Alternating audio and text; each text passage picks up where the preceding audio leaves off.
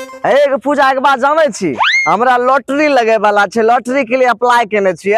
पहले लॉटरी लगतो ना फिर बात करी। ई लॉटरी लगते तब बोले, तोरा की पता छे हमर भाई के लॉटरी लग गेल। अच्छा एक बात बताते, अगर हमरा लॉटरी लग जेते तो सबसे पहले तो की करबी? हे रे लल चाहिए औरत छेकरा कथि ल ऑफर दे रहल करवाई की आधा पैसा लेके जिंदगी भर के लिए मायके चल जेबे। की बोलली गे? हमरा छोड़ के मायके चल जेबी? देख ले फिर बात से मुंह करबी तो मुंह तोड़ देबो। एक बाप के बेटी छिए, जवान दे दलिया तो दे दलिए। अच्छा चल जेबी मायके। अरे हमरा 100 रुपया के लॉटरी लगले। हां 100 रुपया के लॉटरी लगला? ले 50 टका जो भाग यहाँ से। अभी को बहाना मारबी तो मुंह फाड़ देबो। हम तो अपना सोना से मजाक करे रहिए। एक मजाक करे रे, झूठ बोलबी त और सब खेला जाने छियो हमें।